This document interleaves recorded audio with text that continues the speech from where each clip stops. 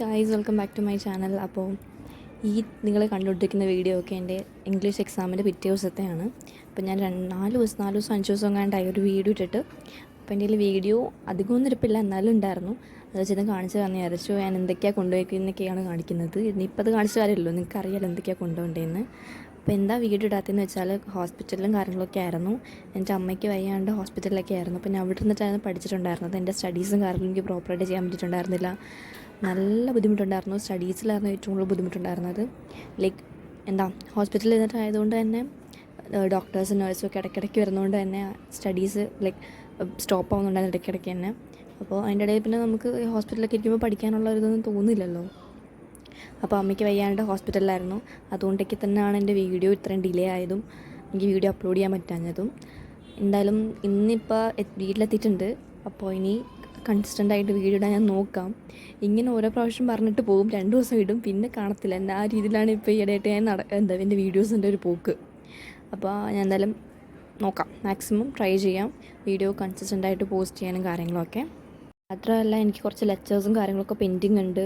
ഇവിടെ ആയതുകൊണ്ട് എനിക്ക് അധികമൊന്നും കേൾക്കാൻ പറ്റിയിട്ടുണ്ടായിരുന്നില്ല. പിന്നെ ഞാൻ പ്രശാന്ത് സാറിൻ്റെ ലെക്ചർ കേട്ടുകൊണ്ടിരിക്കുകയാണ്. ഞാൻ ഒന്നും എഴുതാനൊന്നും നിൽക്കുന്നില്ല. ഇമ്പോർട്ടൻ്റ് ആയിട്ടുള്ള ചില ക്വസ്റ്റ്യൻസ് പറയുന്നത് മാത്രം, എനിക്ക് ആൻസർ ചെയ്യാൻ പറ്റാത്തത് മാത്രമേ എഴുതുന്നുള്ളൂ. അതുകൊണ്ട് തന്നെ പെട്ടെന്ന് ഇവിടെ നിന്ന് കഴിയുന്നുണ്ടായിരുന്നു. ലൈക്ക് എനിക്ക് ലെക്ചർ കേട്ടാൽ മാത്രം മതിയല്ലോ, അത് എഴുതേണ്ട ആവശ്യമൊന്നുമില്ല. കാരണം പ്രോപ്പർ നോട്ട്സ് എനിക്ക് ഓൾറെഡി ഉണ്ട്. അതുകൊണ്ട് തന്നെ എഴുതി വെറുതെ സമയം കളയാൻ നിൽക്കുന്നില്ല. എനിക്ക് ലെക്ചർ കേട്ട് തീർത്താൽ മതി. കുറേ കാര്യങ്ങൾ ലൈക്ക് ലെക്ചർ കേൾക്കാനുണ്ട് എനിക്ക്. ഫിസിക്സിന് അധികം കേൾക്കാൻ നിൽക്കുന്നില്ല, കാരണം ഫിസിക്സ് എനിക്ക് ഓൾറെഡി അറിയാവുന്നതാണ്. ഞാൻ ഗോഡ് സീരീസ് ഇതുവരെ കണ്ടിട്ടില്ല, അതൊന്ന് കണ്ടു തീർക്കണമെന്നുണ്ട്. അതിനകത്ത് കുറേ ക്വസ്റ്റ്യൻസ് പ്രാക്ടീസ് ചെയ്യിപ്പിക്കുന്നുണ്ട്. അതിനകത്ത് വെച്ചിട്ട് എൻ്റെ ഫിസിക്സ് ഞാൻ തീർക്കാമെന്ന് വിചാരിക്കുന്നു. അങ്ങനെയാണ് ഇപ്പോൾ ഞാൻ പ്ലാൻ ചെയ്തേക്കുന്നത്. നിങ്ങൾക്ക് കാണാം ഞാൻ എത്രത്തോളം എക്സോസ്റ്റഡ് ആയിരുന്നു. 2-3 ദിവസമായിട്ട് ഞാൻ ഉറങ്ങുന്നത് നല്ല ലേറ്റായിട്ടാണ്. പേടി കൊണ്ട് തന്നെയാണ്. അത്യാവശ്യം നല്ല ലേറ്റായിട്ടാണ് നടന്നുറങ്ങുന്നത്. 1:30 ആണ് എൻ്റെ ഇപ്പോൾ മിക്കപ്പോഴും ഉറങ്ങുന്നൊരു ടൈം. 1:30 ആ ഒരു ടൈമിലാണ്. അത്യാവശ്യം ലേറ്റായിട്ടൊക്കെ തന്നെയാണ് കിടക്കുന്നത്. ഞാൻ നേരത്തെ എഴുന്നേൽക്കുകയും ചെയ്യും. അതുകൊണ്ട് തന്നെ ഉറക്കമൊന്നും കിട്ടുന്നില്ല. എൻ്റെ കണ്ണ് ഒരു വഴിയൊക്കെ ആയിട്ടുണ്ട്. എനിക്ക് രാവിലെ എഴുന്നേൽക്കുമ്പോൾ കണ്ണ് അത്യാവശ്യം നല്ല പെയിൻ വരുന്നുണ്ട്. ചില സമയത്ത് കണ്ണ് അടഞ്ഞടഞ്ഞ് പോകുന്നുണ്ട്. അപ്പോൾ പോയി മുഖം കഴുകും. അതാണ് ഇപ്പോൾ എൻ്റെ പരിപാടി. അപ്പോൾ അതൊക്കെ കഴിഞ്ഞിട്ട് ആ ദിവസം തന്നെ ഞാൻ എൻ്റെ ഫേവറേറ്റ് മാഗി ഉണ്ടാക്കി കഴിച്ചു.